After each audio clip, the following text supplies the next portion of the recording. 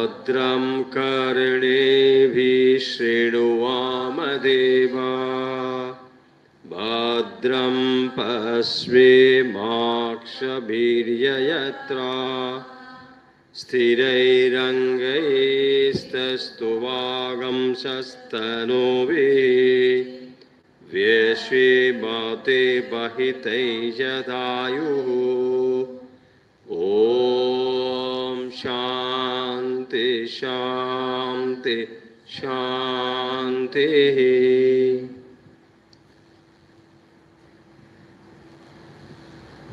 অন্যান্য উপনিষদের মতো মুন্ডক উপনিষদেরও প্রতিপাদ্য বিষয় হল ব্রহ্ম বা চৈতন্য সর্বব্যাপী আত্মা। সেই আত্মাই যে জগৎ কারণ পরমাত্মা রূপে বিদ্যমান, সমগ্র উপনিষদই এই বিষয়টি আলোচনা করে থাকেন। তার মধ্যে মুন্ডক উপনিষদ একেবারে সরাসরিভাবে এ কথাই বলে, কারণ মুন্ডক শুরু হয়েছে যে মৌলিক প্রশ্ন দিয়ে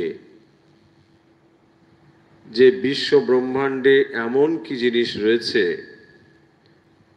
যেটি জানলে সব কিছু জানা হয়ে যায়। ফলে এই বিশ্ব ব্রহ্মাণ্ডের পেছনে এমন একটি কারণ রয়েছে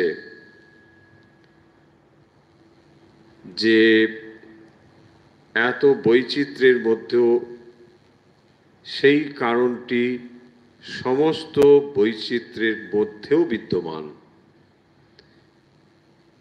এবং সেইটি জানলেই সমস্ত কিছুকে জানা হয়ে যায়। একটি একটি করে যখন আমরা প্রতিটি বিষয়কে জানতে চেষ্টা করি, তখন এইভাবে আমরা সমগ্র বিশ্বের যে বিষয় তা জানতে পারবো না, কারণ বিষয় এত অধিক পরিমাণে রয়েছে যে একটি বিষয়কেই জানতে বহু সময় চলে যায়। সেখানে এক একটি করে বিষয় যদি জানতে চাই তা প্রায় অসম্ভবই হবে। সেই জন্য উপনিষদ একটি অভিনব পদ্ধতি আবিষ্কার করেছেন, তা হল কার্য কারণ সম্পর্ক। যে কার্য, তার ভেতরে কারণ নিশ্চয়ই বিদ্যমান থাকবে, এবং সেই কারণ থেকে যত কার্যই হোক না কেন, সমস্ত কিছুর মধ্যে যেহেতু সেই কারণ বিদ্যমান, তাই কারণকে জানলেই সমস্ত কার্যকে জানা হয়ে যায়। এই পদ্ধতি দ্বারাই এই উপনিষদটি বিচার বিশ্লেষণ করে এমন একটি তত্ত্বে পৌঁছেছে যে সেই তত্ত্বটি জ্ঞাত হলেই সমস্ত কিছু জানা হয়ে যায়। তাহলে এই বিশ্ব ব্রহ্মাণ্ডে বৈচিত্র্যময় কত জিনিস রয়েছে, কত রকম প্রাণী রয়েছে, পশু পাখি ইত্যাদি, এত বৈচিত্র্য, অথচ এই সমস্ত কিছুর মূলে অনেকগুলি কারণ নয়, একটি কারণ বিদ্যমান।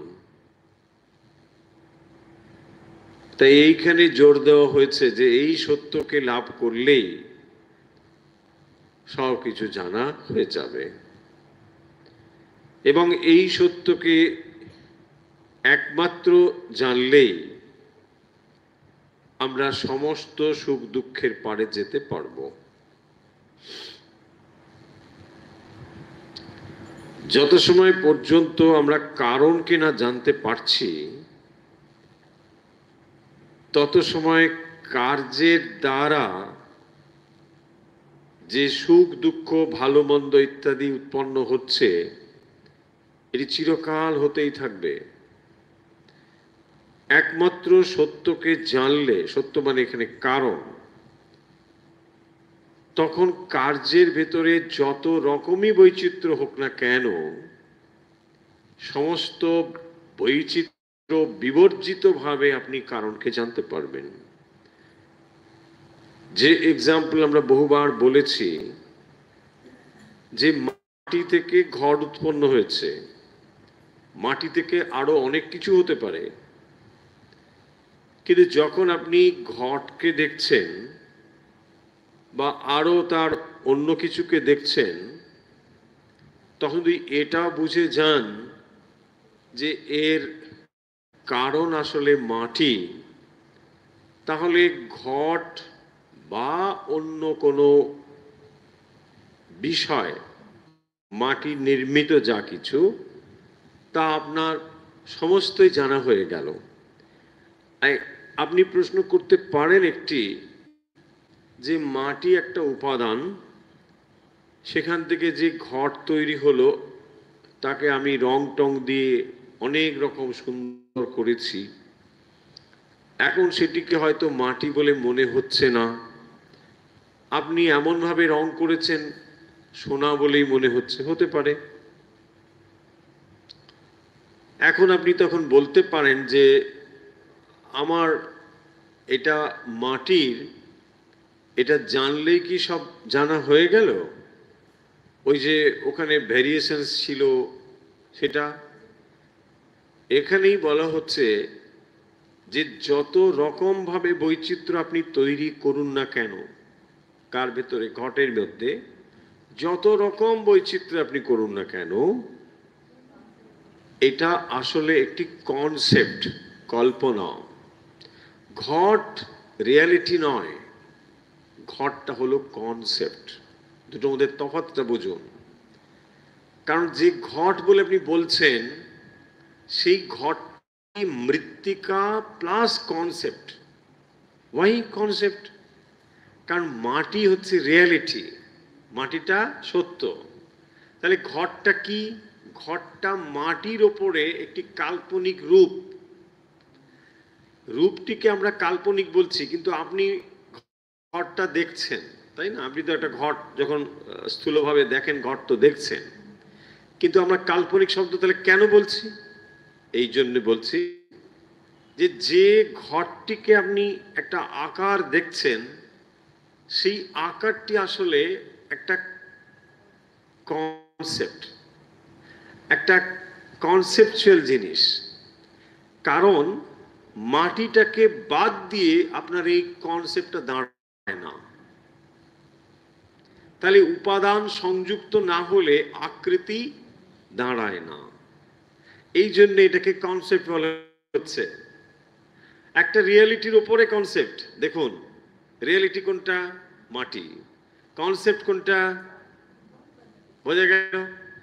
এই জিনিসটা যদি মাথার মধ্যে খুব ভালোভাবে নিতে পারেন, তাহলে মুন্ডক কেন যে কোনো উপনিষদ আপনার কাছে একেবারে জলবত্তরলম। এই কনসেপ্টগুলো নিতে হবে। তার মানে যে এনি ফর্ম সবই কনসেপ্ট, কনসেপচুয়াল। যে কোনো ফর্ম, ইভেন আপনার যে ফর্ম, এই যে দেহ, এটাও একটা কনসেপ্ট। হ্যাঁ, বলছে কি কনসেপ্ট? আমার দাঁড়িয়ে দেখলাম সুন্দর, concept. But there is reality. এই যে বললাম, কনসেপ্ট দাঁড়াতে গেলেও একটা রিয়েলিটি থাকতে হবে। What is the reality? The reality is ব্রাহ্মণ। হ্যাঁ, ব্রাহ্মণ, yes. So Brahman is reality, and on that reality there is a concept. So দেখুন, ওই এক্সাম্পল চলুন, দড়ি, দড়িটা রিয়ালিটি, ওখানে কনসেপ্ট হচ্ছে সাপ। হ্যালো, সাপটা আছে ওখানে, কনসেপ্ট।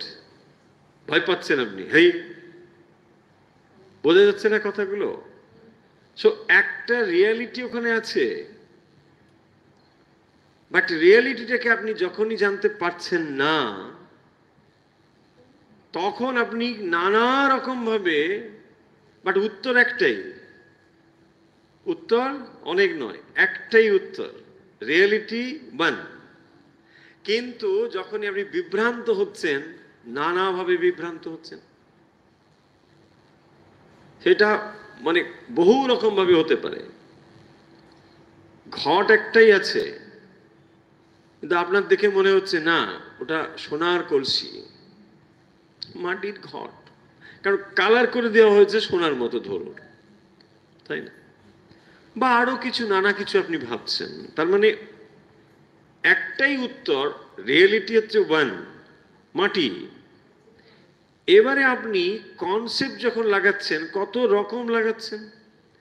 আবার দেখুন, যখন সত্যটা আপনার কাছে উদ্ভাসিত হচ্ছে না, তখন আপনার মনোকল্পিত নানা কিছু হতে পারে, এন্ডলেস, ওটা চলবেই, এটা না এই হবে, না ওই হবে, না ওই হবে, হোয়াটএভার। বোঝা যাচ্ছে যে এবারে এই যে উপনিষদ বলছেন একটি জানলে সব জানা হয়, এইটাই হচ্ছে সেই যে মূল বিষয়টি, কারণ সেইটি জানা নেই বলে আমরা এই এত কিছু কনসেপ্ট নিয়েই শুধু বিভ্রান্ত হচ্ছি। রিয়ালিটিটা জানতে হবে, কি রিয়ালিটি সেইটা জানতে পারছি না বলে এরকম ব্যাপারটি চলছে। এখন চলে আসুন মুন্ডকের তৃতীয় মুন্ডকে। মুন্ডকের তৃতীয় মুন্ডক শুরু হয়েছে একটি সুন্দর উপমা দিয়ে। এটি মুন্ডকের বিশেষত্বও বলতে পারেন, কারণ মুন্ডক চেনা যাবে এই বিশেষ মন্ত্রগুলো দিয়ে। তার মধ্যে এটি হচ্ছে একটি, যে তৃতীয় মুন্ডকটি শুরু হচ্ছে দ্বাসুপর্ণা সজুজা সখায়া সমানম বৃক্ষম পরিশস্বয়াথে। এই মন্ত্রটি দিয়ে তৃতীয় মুন্ডকটি শুরু হচ্ছে। 1 এবং 2 মন্ত্রে এই বিষয়টি চলেছে। আমরা আগে আলোচনা করে ফেলেছি বলে আজকে সম্পূর্ণ মুন্ডকের এই তৃতীয় মুন্ডকের প্রথম অধ্যায়টি বলবো বলে মূল মূল বিষয়গুলো বলে যাব। এই মন্ত্রের ভেতরে কি কনসেপ্ট বা কি ধারণা দেওয়া হয়েছে, যেটি বলা হচ্ছে যে একটি গাছে দুটো পাখি আছে, একটি গাছে দুটো পাখি। তো সেই দুটো পাখি এবং কিরকম, সমানম বৃক্ষম পরিশস্বয়াথে, দুটো পাখি আইডেন্টিক্যাল, সমানম, আইডেন্টিক্যাল।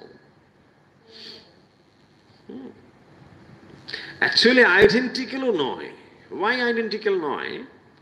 আইডেন্টিক্যাল মানে মানে এটার সঙ্গে কিছু এটা সাদৃশ্য এরকম করে তো আমরা বুঝি, বাট আইডেন্টিক্যাল বললেও দুটো জিনিস বোঝায়। এ এর সঙ্গে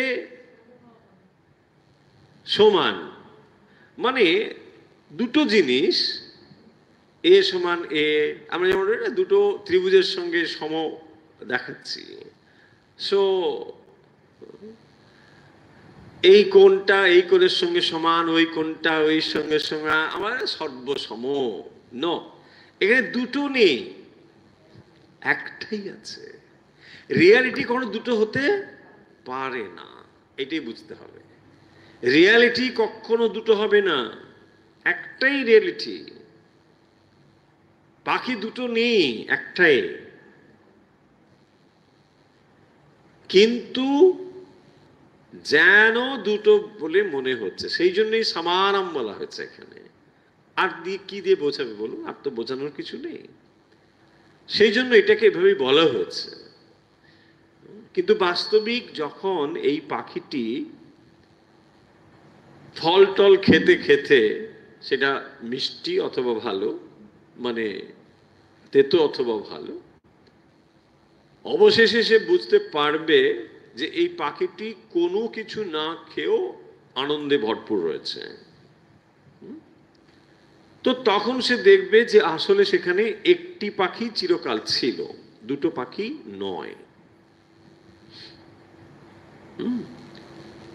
অদ্বৈত বেদান্তে দুটো তত্ত্বকে মানা হবে না, সত্য একটি, দুটি নয়। যখনই আমরা সত্যকে জানতে পারছি না তখন সেটা অনেক রকম ভাবে হতে পারে, সত্য একটাই। তো সেই কারণের জন্যই প্রথম 1 এবং 2 নম্বর মন্ত্রে এইটি বলা হচ্ছে যে সেই দুটি পাখি, তার মধ্যে একটি যেন তেতো এবং মিষ্টি ফল খাচ্ছে। আসলে জীবাত্মা এবং পরমাত্মা, এইটিকে বোঝানোর জন্য এই উপমা ব্যবহার করা হয়েছে। দেখুন, যখনই আমরা কোনো সূক্ষ্ম জিনিসকে বুঝতে পারি না, তো তখন সেখানে একটা উপমা আনতে হয় যা তুলনামূলকভাবে স্থূল, বুঝতে সুবিধা হবে, যেটা আমাদের ধারণার ভেতরে। তাই এখানে দুটো পাখি বলে এটা বোঝাচ্ছেন যে একটি পাখি নানা রকম ফল টল খাচ্ছে, তেতো অথবা মিষ্টি। সো এটা হচ্ছে জীবের কর্মফল, সে কর্মফলগুলোকে গ্রহণ করছে, ভালো অথবা মন্দ। এইটি করতে করতে যখন সে বুঝতে পারে, তখন সে দেখতে পায় যে আসলে দুটো পাখি নেই, কেবল একটি পাখি আছে। সমানে বৃক্ষে পুরুষো নিমগ্নঃ নিশয়া শোচতি মুহ্যমানঃ। পরে বলছেন অনিশয়া, যিনি নিয়ন্তা বা ঈশ্বর বা ঈশ্বর, তার থেকে ভিন্ন। যখন এটি সে বুঝতে পারে তখন সে কি হয় না, আসক্তিতে ডুবে যায়।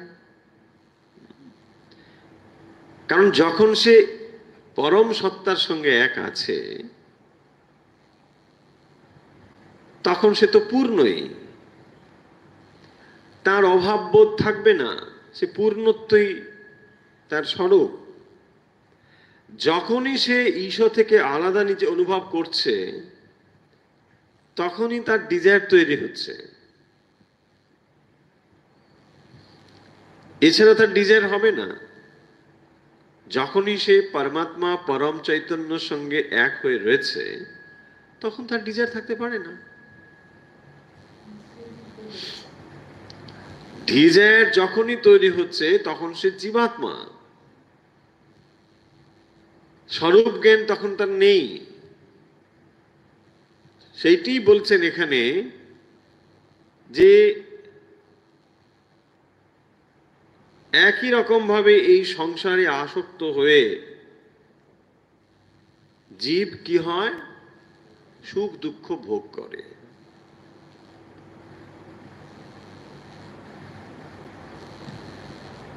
আর ঈশ্বরকে তার নিজের মহিমা যখন সে নিজের দেহে দেখতে পায়, অর্থাৎ ওই যে রিয়ালিটিটাকে যখন জানতে পারে,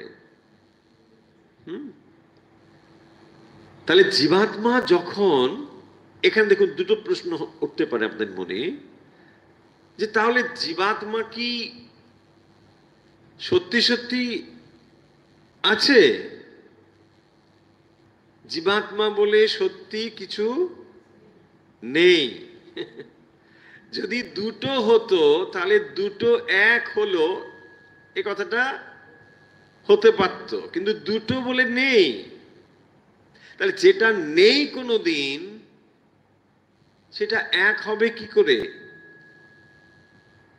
তাহলে যেটা নেই সেটা যখন আপনি জেনে গেলেন যেটা নেই, যা আছে তাই আছে।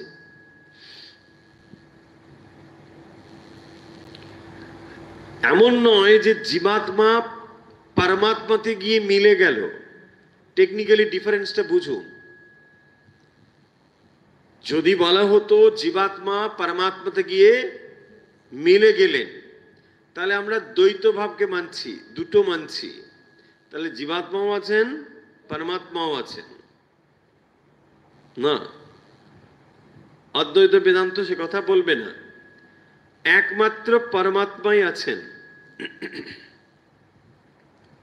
তাহলে যে জীবাত্মা জীবাত্মা বলছে, জীবাত্মাই হচ্ছে কনসেপচুয়াল ধারণা। আপনি ভাবছেন আমি এই, এটা আপনার মনোকল্পিত। সেখান থেকেই আপনার কর্তৃত্ব ভোক্তৃত্ব তৈরি হয়েছে। আপনার যে ব্যক্তিত্ব, যেটাকে আপনি নিজে আমি আমি বলে বোঝেন, এই ব্যক্তিত্বের ভিত্তিভূমিটা কি? That is only concept. দেখুন, আপনি, আপনাকে বলা হয়েছে আপনি অমুক চন্দ্র অমুক, হ্যাঁ তাই হবে। আপনি সেই ধারণা নিয়েই বসে আছেন এবং এটাকেই আপনি বছরের পর বছর, মাসের পর মাস, দিনের পর দিন যাপন করে চলেছেন।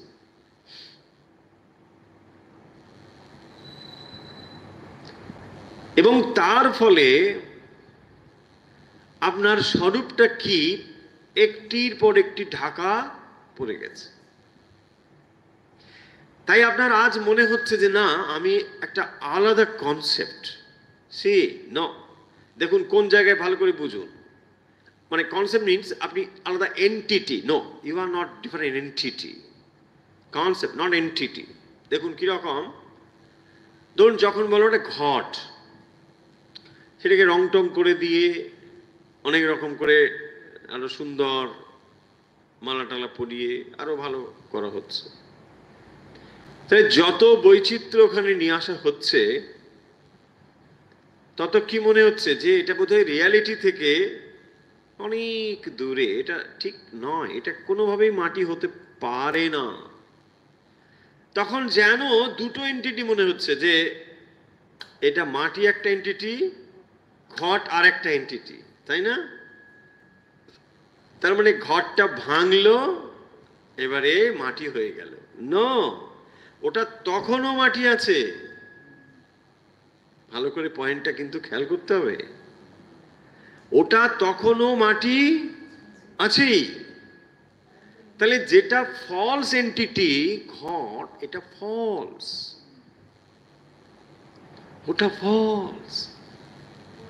সেই জন্য এখানে বলা হচ্ছে দুটো পাখি বলে ছিল না, একটাই পাখি চিরকাল ছিল। That is পরমাত্মান। পরমাত্মাই আছেন, কিন্তু যেন আপনার একটা কর্তৃত্ব ভক্তিত্ব মাঝখানে তৈরি হয়েছে এবং ওটাই রোল করে যাচ্ছে। যেহেতু আপনার একটা কর্তৃত্ব ভক্তিত্ব একসময় তৈরি হয়েছিল, ওটাই জন্ম জন্ম ট্রান্সমিট করে চলেছে। এন্ড আপনি ধরেই নিচ্ছেন যে আমি আলাদা, তাই না?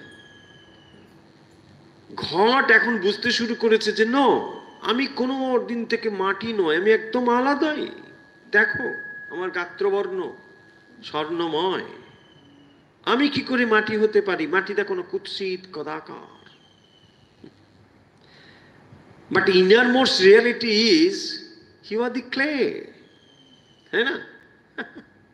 মজাটা বুঝুন। এইটাই ঘটেছে আমাদের ক্ষেত্রেও,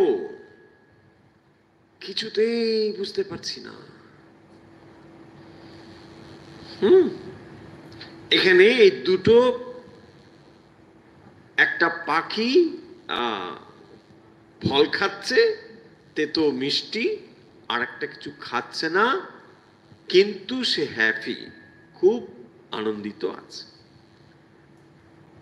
সেইটাকেই বলছেন যে এইটিকে জানলে বিতা শোকহা, সো বিতা শোকহা অস্য মহিমানমিতি বিক্ত শোকহা। সো দ্বিতীয় মন্ত্রে বিতা শোকহা, বিতা শোক মন্ত্র অন্যান্য উপনিষদে বহুবার এসেছে। তো যখন আপনি রিয়েলি আপনার স্বরূপটাকে জানবেন, তখনই সমস্ত সুখ দুঃখের পারে যেতে পারবেন। তাকেই বলা হয়েছে বিতা শোকাহা।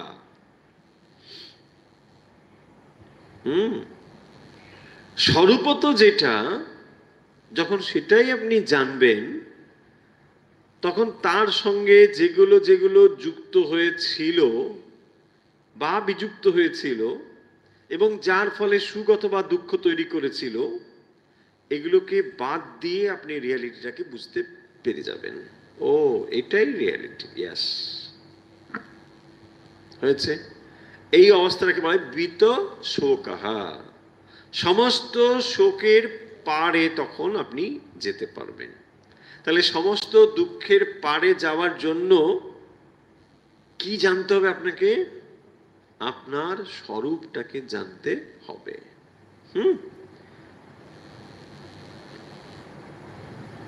উপনিষদ বারবার এটি বলছেন, যত সময় পর্যন্ত স্বরূপটাকে আমরা না জানতে পারছি, তত সময় সুখ দুঃখের পারে আমরা যেতে পারবো না। তাহলে এই যে সুখ দুঃখগুলো জাগতিকভাবে আমরা ব্যবহার করে চলেছি, এটা এরকম চলতেই থাকবে। একটু হয়তো সুখ পেলেন, কিন্তু আবার বহু দুঃখ পেতে হবে। এটাই আমাদের জীবন, বর্তমান যে অবস্থা, এটা আমরা অনুভব করছি। কিন্তু রিয়ালিটি কি বলছে? না, তুমি আনন্দ স্বভাব, মানে স্বরূপটাই তোমার আনন্দ। স্বরূপ আনন্দ হওয়া সত্ত্বেও আমরা সেটা অনুভব করতে পারছি। দেখুন, কেন পাচ্ছি না? এই জন্য পাচ্ছি না যে আমি কর্তৃত্ব ভোক্তৃত্ব দ্বারা আমি নিজে কর্তা হয়েছি, তো নিজে ভোক্তা হচ্ছি। কিন্তু আসলে আমি কর্তাও নই, আমি ভোক্তাও নই। এইটি যত সময় আপনি অনুভব করতে না পারবেন, ততদিন ওই পাখিটির মতো ভালো অথবা মন্দ ফল খেয়ে যেতে হবে। দেখুন, পরিষ্কার করে আপনাকে বুঝিয়ে দিচ্ছে উপনিষদ। মানে এর থেকে আর সহজ করে বোঝানোর কিছু নেই, এত সহজ করে বলছে। 3 এবং 4 নম্বর মন্ত্রে ব্রহ্মজ্ঞ যিনি হন, তার কি অবস্থা হয়, যে ব্রহ্ম স্বরূপতা প্রাপ্তি হয়, সেইটি বলেছেন। এবং ব্রহ্ম জ্ঞানের শ্রেষ্ঠত্ব তাও বলা হয়েছে 3 এবং 4-এ। কিরকম? यदा पश्यते रूक्म वर्णम कर्तारमीशं पुरुषं ब्रह्म योनिम तदा विद्वान पुण्य पापे विधूय निरंजनः परमं साम्यमुपैति। तो যিনি ব্রহ্মকে প্রাপ্ত হন, ব্রহ্ম স্বরূপতা প্রাপ্ত হন, ব্রহ্মজ্ঞ, তিনি পশ্যতে রুক্ম বর্ণম। তো রুক্ম বর্ণম মানে এমন নয় যে তাহলে ব্রহ্ম বোধহয় সোনার মতো দেখতে। নো, এখানে একটু আলংকারিক অর্থে এটাকে বলা হয়েছে। রুক্ম বর্ণ মানে হচ্ছে ইফালজেন্ট, সেলফ এফালজেন্ট, যার মধ্যে প্রকাশশীলতা রয়েছে। কিন্তু দেখুন, প্রকাশশীলতা থাকলেও একটি হচ্ছে চৈতন্য ধর্মী প্রকাশশীল, আর একটি চৈতন্য স্বরূপ প্রকাশশীল। তফাৎ বুঝিয়ে দিচ্ছি। চৈতন্য ধর্মী মানে মনে হচ্ছে চৈতন্যের মতো, অ্যাজিভ, কিন্তু চৈতন্য নয়। কোনটা? দেখুন, দেহ মন বুদ্ধি এটি চৈতন্যময় মনে হচ্ছে। দেহ মন বুদ্ধি চৈতন্যময় মনে হচ্ছে, কিন্তু এটা চৈতন্য ধর্মী, চৈতন্য স্বরূপ নয়। তফাৎটা আশা করি বুঝতে পেরেছেন। তাহলে এই যে রুক্ম বর্ণম, সেই পরমাত্মা হচ্ছেন রুক্ম বর্ণম, সেলফ এফলজেন্ট, যেটি স্বয়ং জ্যোতি। বাট এই যে দেহ মন বুদ্ধি জ্যোতির্ময় মনে হচ্ছে, এটা হচ্ছে বরোড, ধার করা, ধার করা। তফাৎটা বুঝুন। এটা এর উপরে পড়েছে বলে, প্রতিবিম্বিত বলে এটাকে জ্যোতির্ময় মনে হচ্ছে, জ্যোতির্ময় মনে হচ্ছে। পরের মন্ত্রে বলা হয়েছে যে প্রাণ যেখানে বলা হয়েছে, প্রাণ, আমরা প্রাণটাকে ধরি কিনা, এই দেহটাকে প্রাণই ধরে রেখেছে, বা প্রাণ এটাকে আলোকিত করে রেখেছে, জীবিত রেখেছে। এই দেহ মন প্রাণের স্পন্দনে চলছে, কিন্তু তিনি হচ্ছেন প্রাণেরও প্রাণ স্বরূপ, সেটি বোঝানো হয়েছে। প্রাণ, হ্যাঁ, পরে মন্ত্রে আছে, আসছি সেখানে। তো এখানে যদি বলছেন রুক্ম বর্ণম, তার মানে সেই যে স্বয়ং জ্যোতি, কর্তারমেশম পুরুষং, তিনি কিরকম? ব্রহ্ম যোনিম, ব্রহ্ম যোনি। ব্রহ্ম যোনি মানে যেখান থেকে সমস্ত কিছু উদ্ভূত হয়েছে। যোনি মানে হচ্ছে সোর্স বা উৎস, যেখান থেকে উদ্ভূত হয় তাকে বলা হয় যোনি, ব্রহ্ম যোনি। তো সেখান থেকে এই সমস্ত কিছু উদ্ভূত হয়েছে, তাই তিনি হচ্ছেন জগৎ কারণ, সমস্ত কিছুর তিনি হচ্ছেন কারণ। সেই যে ব্রহ্ম যোনিম তদা বিদ্বান পুণ্য পাপে বিধুয়। এবার দেখুন এই শব্দটা লক্ষ্য করুন, পুণ্য পাপে বিধুয়।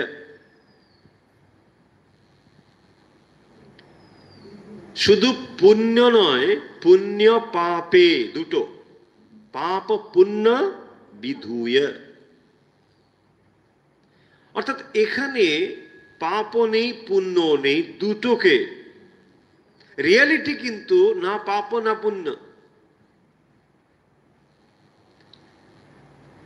যখনই আপনি কোনো একটা কিছু করছেন, না এটা আমি পুণ্যকর্ম করছি, যখনই আপনি পুণ্যকর্ম করছেন কোনো না কোনো দিক থেকে সেটা একটা পাপও কারো না কারোর পাপ হয়ে যাচ্ছে, তাই না?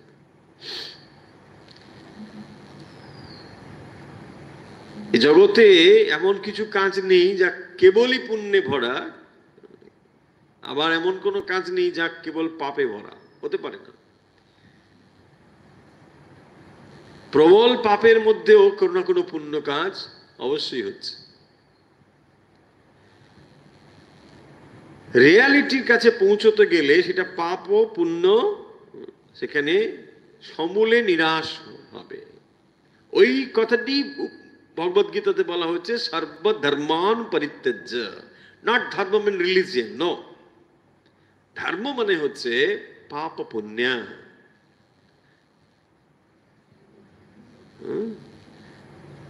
ঠাকুর মায়ের কাছে কি বলছেন? এই নাও ভালো, এই নাও মন্দ, এই নাও পাপ, এই নাও পুণ্য, সব দিয়ে দিলেন।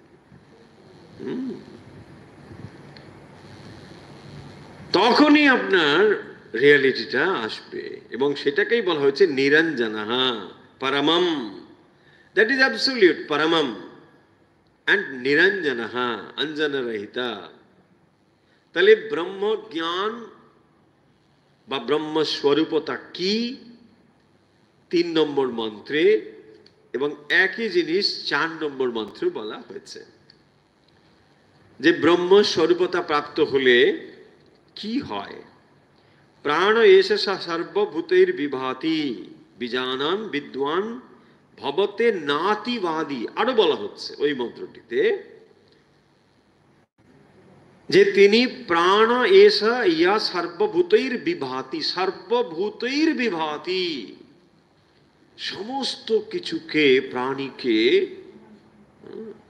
তিনি প্রকাশ করেন। প্রাণ, সো এখানে প্রাণ মানে নট দিস পঞ্চ প্রাণ, তিনি প্রাণেরও প্রাণ, এটা বোঝানো হচ্ছে। কারণ যেহেতু প্রাণ মানে কি বোঝানো হয়, প্রাণ মানে দেখুন আমরা যখন বলি না যে একটা মানুষের প্রাণ চলে গেল, মানে প্রাণ মানে ওর ভেতরে যেটা প্রধান জিনিস তাকে আমরা বোঝাই প্রাণ, এই শব্দ। তো এখানেও বলছেন যদি প্রাণেরও প্রাণ স্বরূপ সেই যে পরমাত্মা সর্বভূতৈর বিভাতি, তিনি সর্বভূতে বিভাতি প্রকাশিত হয়ে আছেন। বিজানন বিদ্বান ভবতে নাতিবাদী, যিনি এই ব্রহ্মজ্ঞান প্রাপ্ত হন তিনি নাতিবাদী হন। নাতিবাদী উল্টো দিকে আছে অতিবাদী। অতিবাদী, অতিবাদী না অতিবাদী। অতিবাদী মানে মানে বেশি কথা বলে, বাচাল, টকেটিভ, প্রচুর কথা। নাতিবাদী মানে হচ্ছে সে বেশি কথা বলে না। কেন বেশি কথা বলে না? দেখুন শ্রীরামকৃষ্ণের এক্সাম্পল নিয়ে বুঝতে সুবিধা হবে। বলছেন যখন মায়ের গর্ভে সন্তান এলো, সে ওটা নিয়ে চিন্তা ভাবনা করে ওইখানে থাকলো টাকলো, তার ওটাতেই আনন্দ, ঠিক আছে। যখন সন্তানটি মা মানে প্রসব করলো, কোলে পেল, তখন কি করে না ওটা নিয়েই থাকে, ওতেই তার আনন্দ। এবার দেখুন তার জগৎটা যেন আর বাইরে কোথাও নেই, তার আনন্দের জগৎ এখানেই এসে হাজির হয়েছে, ওটাকে নিয়েই থাকে, ওই সন্তানকে নিয়েই সে রয়েছে। এই তাৎপর্য হলো কথাটির, নাতিবাদী মানে ব্রহ্ম ছাড়া তার কাছে যেন আর কোনো সাবজেক্টই নেই। নাতিবাদী। তার আগে অবধি সে নানা কিছু এটা বলে, ওটা বলে, সেটা বলে, সেটা বলে, সেটা বলে, মানে কি বলছে ঠিক আছে, কিন্তু যখন সেটাকে অনুভব করেছে তখন আর অন্য কিছু তার ভালো লাগে না। মা ওই সন্তানটিকে নিয়েই সারাদিন রয়েছে, আবার যখন কেউ আসে দেখবে ওর কথাই বলে, অন্য কথা আর বলে না, কেবল ওর কথাই বলে। যদি কথা বলে তো ওর কথাই বলে। এই কথাটি হচ্ছে নাতিবাদী, না অতিবাদী। সে ভগবান ছাড়া অন্য কিছু বলে না, ঈশ্বর ছাড়া অন্য কথা বলে না, নাতিবাদী। কারণ ওটা সে রিয়েলাইজ করেছে, তার যে স্বরূপটা কি, ব্রহ্মস্বরূপতা প্রাপ্ত হয়েছে। ব্রহ্মস্বরূপতা প্রাপ্ত মানে নিজের স্বরূপটাকে জেনেছে। আই অ্যাম রিয়েলি দ্যাট, ওটা সে জেনেছে, আই এম রিয়েলি দ্যাট। যখন এটা সে জেনেছে, সে তখন অন্য কিছু নিয়ে কেন কথা বলবে, তাই না? অন্য 10টা নিয়ে আমরা কথা বলি কেন? যখন একটি জিনিসের পূর্ণ অনুভব নেই, অ্যাটলিস্ট স্বরূপ অনুভব নেই।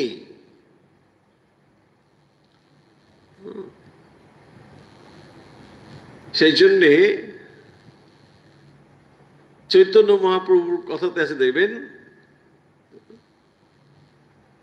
আন কথা না কহিবি, অন্য বাচা বিমুঞ্চত, আন কথা। So other than God is আন কথা, না? যদি ভগবান ছাড়া অন্য কথা বলেন, দ্যাট ইজ আন কথা, সে কথা বলবে না। নাতিবাদী ভক্ত, ধরুন ওটাকে যদি আমরা ধীরে ধীরে ধীরে ধীরে নামিয়ে নিয়ে আসি, ভক্ত তাই, তার অন্য কথা কিছু নেই। ভক্তর সঙ্গে যদি ভক্ত দেখা হয়, কি ব্যাপার, কি হচ্ছে, কি রান্না হলো, না না ওরম না। কোন তীর্থ দর্শন করে এসেছে, দেখবেন ওই তীর্থের কথাই হচ্ছে। এইগুলো হচ্ছে কি নাতিবাদী মানে ইমপ্লিমেন্টেশন, নাতিবাদী। এন্ড আরো 3টে শব্দ আছে, আত্মক্রীড়া, আত্মরতি, ক্রিয়াবান। একটু দ্রুত বলি, এগুলো অলরেডি বলা হয়েছে। আত্মক্রীড়া, আত্মরথি, এই শব্দগুলো উপনিষদে অনেকবার এসেছে। আত্মক্রীড়া, ক্রীড়া মিন্স খেলা। এ জগতে একমাত্র ব্রহ্মজ্ঞ পুরুষ তিনি নিজের সঙ্গে নিজে খেলতে পারেন। এছাড়া এই জগতে কোনো মানুষই একা একা আনন্দ পায় না, সেই জন্যই আনন্দের সঙ্গী খোঁজে, দুর্ভাগ্যবশতই খোঁজে। কারণ যে নিজে নিজে বোর ফিল করে তার সঙ্গ সকলেই তো বোর ফিল করবে, এটাই স্বাভাবিক, তাই না? একটু পরে দিয়ে oh I feel so bore. Y?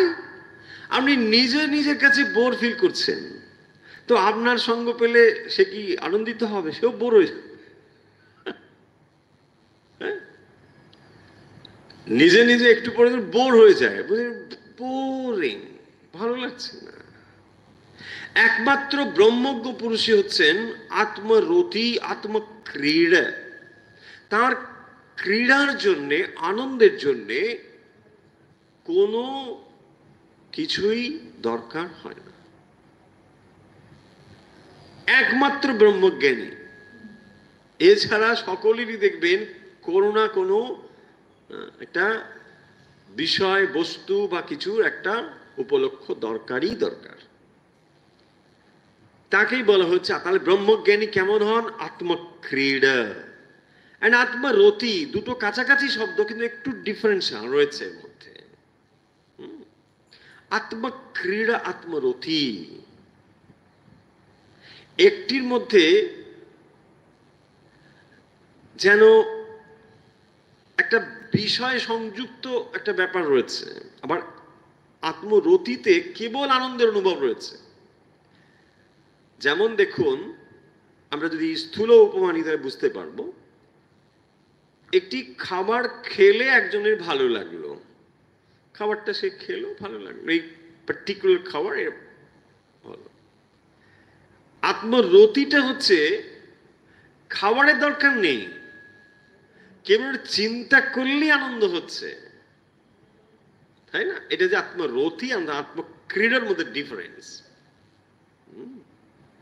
মা তার ছেলের কথা ভাবলেই আনন্দ হয়,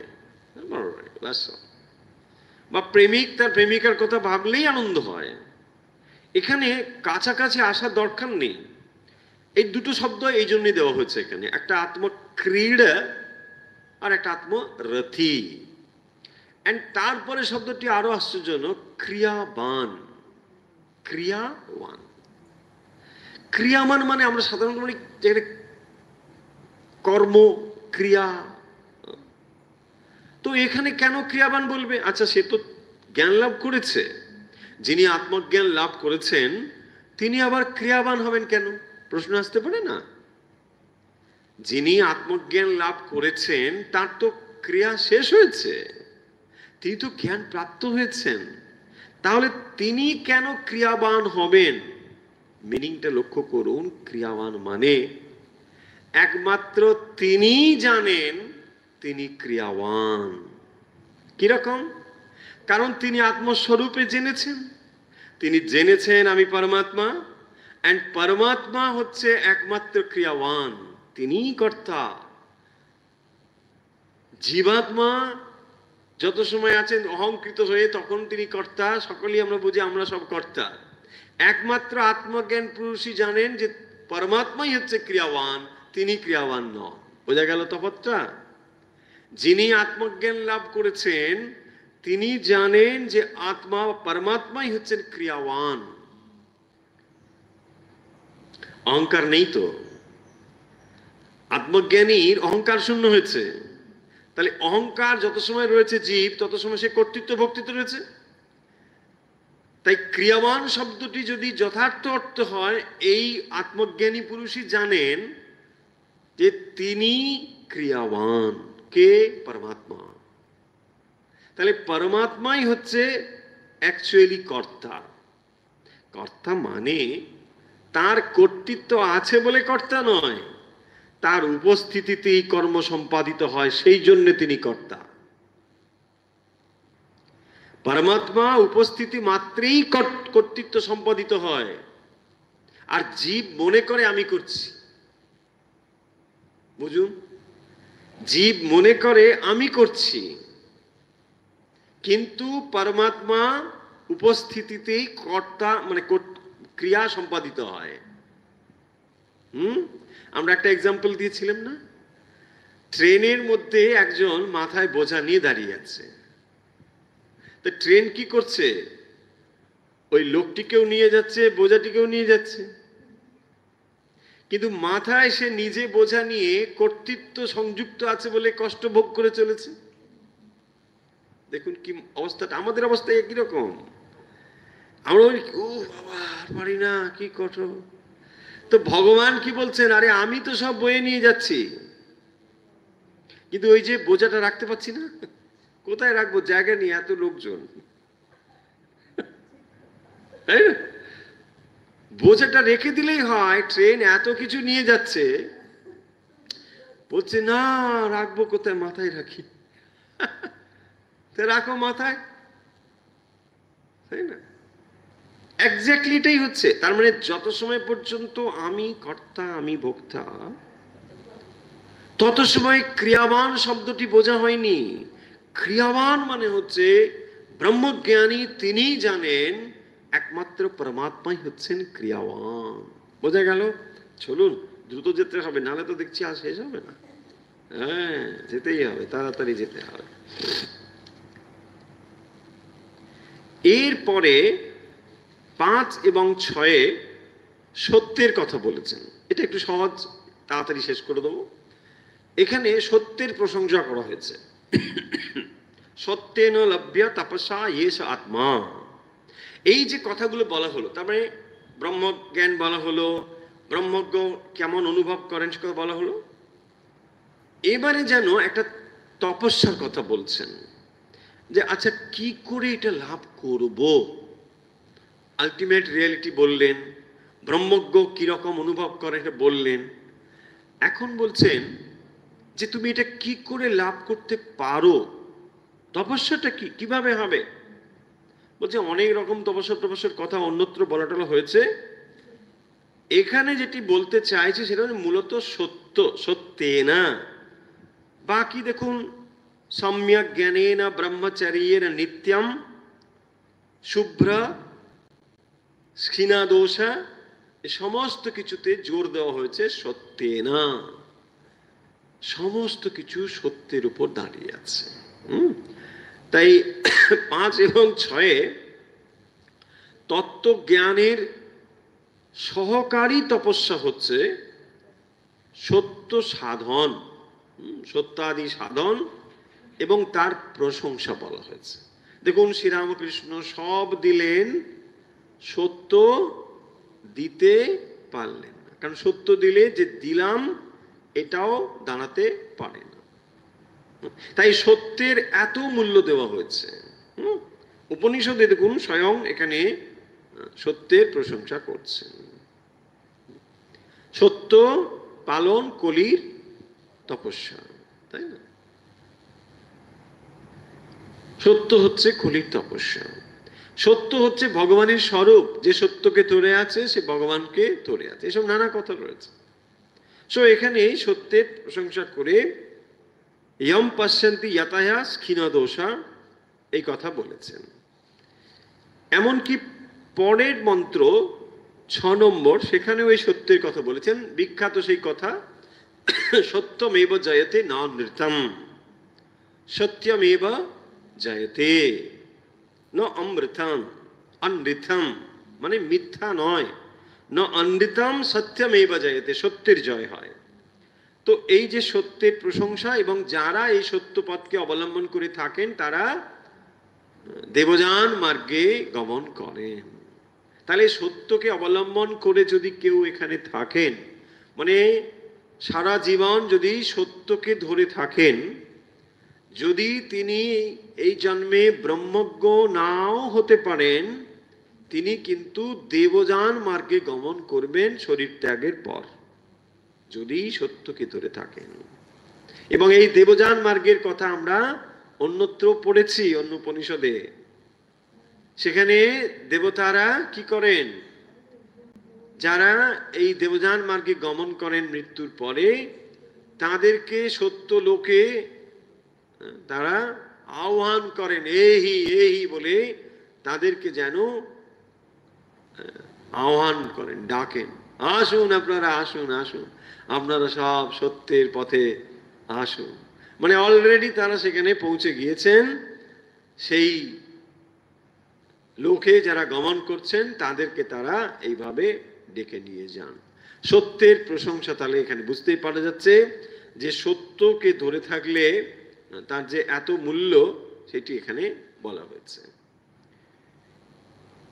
পরে এবারে 7 থেকে যে 10 পর্যন্ত মন্ত্র, সেখানে চিত্ত শুদ্ধির উপরে জোর দেওয়া হয়েছে। দেখুন এখানে দুরাত সুদূরে তৎ ইহ অন্তিকে চ পশ্যৎসু নিহিতম গুহায়াম বৃহচ্চ তৎ দিব্যম অচিন্ত্য রূপম। তো সেই অচিন্ত্য রূপম যে সর্বব্যাপী আত্মা, সেটি দূর থেকে সুদূরে, আবার খুব কাছেও। সেই পরমাত্মা তিনি মানে কোনোভাবে কোন ধর্মের দ্বারা, ধর্ম মানে এখানে প্রপার্টি, নট রিলিজিয়ন, কোন প্রপার্টির দ্বারা, প্রপার্টি মানে আবার সম্পদ মূলধন ভাবেন না যেন, প্রপার্টি মানে গুণাবলী, দ্যাট ইজ কল্ড প্রপার্টি, গুণধর্ম। সো এটার দ্বারা এটা কোনোভাবে প্রভাবিত হয় না। দেখুন আমি ঠিক ওই আগের এক্সাম্পলে যদি ফিরে যাই, মাটি আর ধরুন ঘট, ঘটের ওপরে আমি যত কিছুই মডিফিকেশন করি না কেন, এটা কোনোভাবেই মাটিকে প্রভাবিত করবে না, মাটির কিছু এসে যায় না।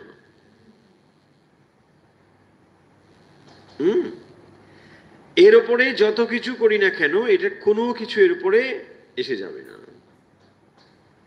কারণ এর অস্তিত্বটাই এর উপর নির্ভর করে আছে, ভাইসি ভার্সা নয়, এটার উপর এটা নয়।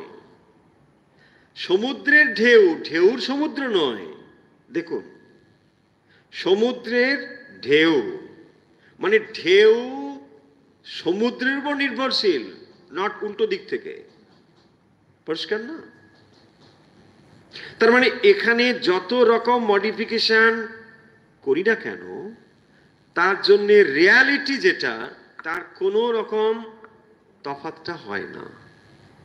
আপনি একটা ঘটের উপরে যত রকম মডিফিকেশন করুন, রং চেঞ্জ করুন, আকার চেঞ্জ করুন, মালা পরান, হোয়াট এভার, মানে দেশ কাল পাত্র অনুযায়ী যত ভ্যারিয়েশনস হয় করতে থাকুন, বাট ক্লে ইজ ক্লে,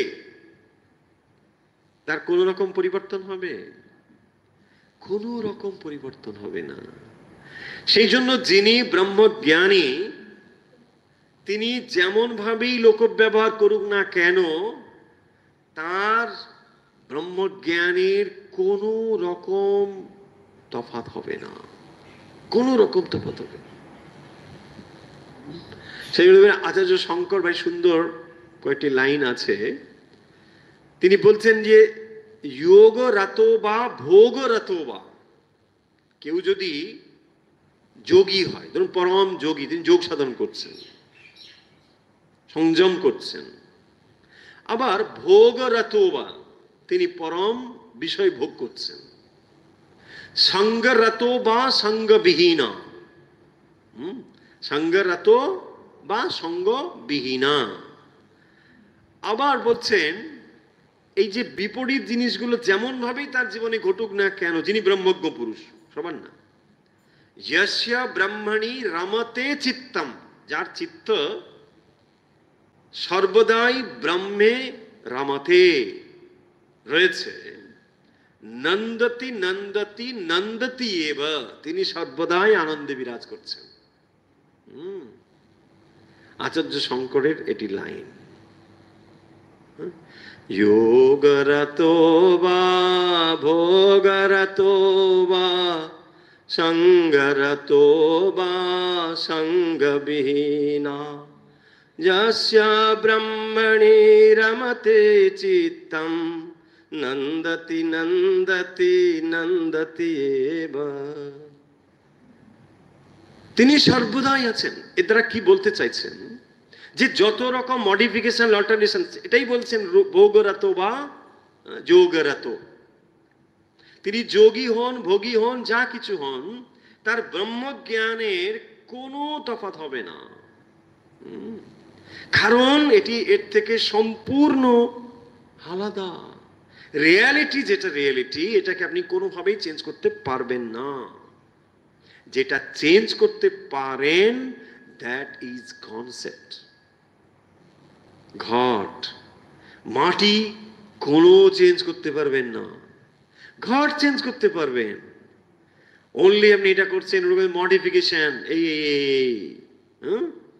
তো এইটিকে এখানে যদি বলছেন 7, 8 এবং 9, 10 মন্ত্রে, 7 থেকে পরবর্তী 4টি মন্ত্রে যে চিত্ত শুদ্ধি, শুদ্ধির কথা বলছেন, যে কেন এটা আমরা বুঝতে পারছি না, আমরা শেষ করব, সময় শেষ হয়ে গিয়েছে।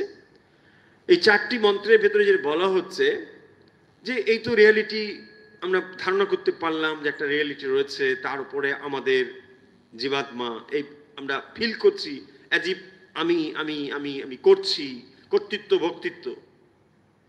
এটা তুমি কেন ফিল করতে পারছো না? চিত্তটা মলিন হয়ে আছে বলে। চিত্ত এত কর্তৃত্ব ভোগে, মানে বুদ্ধিতে মলিন হয়ে রয়েছে, সেই কারণের জন্য রিয়ালিটিটাকে বুঝতে পারছো না। তাই এখানে জোর দেওয়া হয়েছে জ্ঞান প্রসাদেন বিশুদ্ধ সত্য। জ্ঞান প্রসাদেন, প্রসাদ মানে প্রসন্নতা। তো জ্ঞান প্রসাদ, বিশুদ্ধ সেই জ্ঞান প্রসাদের দ্বারা বিশুদ্ধ সত্য হলে তবেই তাকে জানা যাবে। কারণ না চক্ষুষা গৃহতে, কারণ এই চোখ দিয়ে তুমি তাকে জানতে পারবে না, কারণ তিনি ইন্দ্রিয় গ্রাহ্য নন। সেই কারণের জন্য এখানে চিত্তশুদ্ধি, এবং 9 নম্বর মন্ত্রেও ইয়াসমিন বিশুদ্ধে বিভবতে আত্মা, একথা বলা হচ্ছে। সেই বিশুদ্ধ অর্থাৎ চিত্তশুদ্ধি। এবং একেবারে শেষে 10 নম্বর মন্ত্রে ইয়ম ইয়ম লোক মনসা সংবিভাতি বিশুদ্ধ সত্য। তাহলে এই যে বিশুদ্ধ সত্য যিনি হবেন, তিনি ভূতি কামঃ, তিনি কি হবেন না আত্মজ্ঞ পুরুষ এবং বিভূতি কামী। যদি তিনি নানা রকম বিভূতি চান, সেগুলো তিনি প্রাপ্ত হতে পারবেন। এখানে আত্মজ্ঞ পুরুষের প্রশংসা করা হয়েছে, এবং সেই আত্মজ্ঞ পুরুষের অর্চনা করলে পরে তিনি ভূতি কাম হতে পারেন বলে বলা হচ্ছে। দিয়ে এই 10টি মন্ত্র দিয়ে 3য় মুন্ডকের প্রথম অধ্যায়টি সমাপ্ত হয়েছে। আশা করছি যে একটা কমপ্লিট ধারণা আপনাদের তৈরি হয়েছে। এই অধ্যায়ের 10টি মন্ত্রের আমরা একটি একটি করে, মানে এই অল্প সময়ের মধ্যে, আরো এটাকে একটু বড় করে বললে হয়তো একটু ভালো হতো। যাই হোক, আশা করছি একটা ধারণা মোটামুটি স্পষ্ট হয়েছে। এই মুন্ডক উপনিষদ যদি ঠিকভাবে বুঝে নিতে পারেন, দেখবেন অন্য কোন উপনিষদ আপনার বোঝার আর দরকার হবে না। এত ভালো এই মন্ত্রগুলো রয়েছে, সমস্ত উপনিষদের মধ্যেই রয়েছে, কিন্তু এখানে বেশি মন্ত্র সংখ্যা নেই, অনেক মন্ত্র টান। যেমন কঠোতে তো অনেকগুলো মন্ত্রতন্ত্র রয়েছে, তো এখানে একটু কম, ছোট, কিন্তু এর একেবারে ক্রিম। সোজা কথা, প্রত্যেকটা মন্ত্রই একেবারে ক্রিম। এত সুন্দরভাবে এখানে দেওয়া হয়েছে, আপনাকে ঘুরে ফিরে নানা কিছু ধারণা করতে হবে না। একদম কমপ্লিট, পিন পয়েন্টেড, ঠিক জায়গায়, বাস। যেটা এখনকার মানুষ পছন্দ করেন, তাই না? ইনিয়ে বিনিয়ে ছিনিয়ে বিনিয়ে দরকার নেই, একবার ডাইরেক্ট বলুন। বলছে হ্যাঁ আমি ডাইরেক্টই বলছি, এটাই ব্যাস। চলুন তাহলে, আশা করছি মুন্ডকের এই অংশ আপনাদের বুঝতে কোনো অসুবিধা হলো না।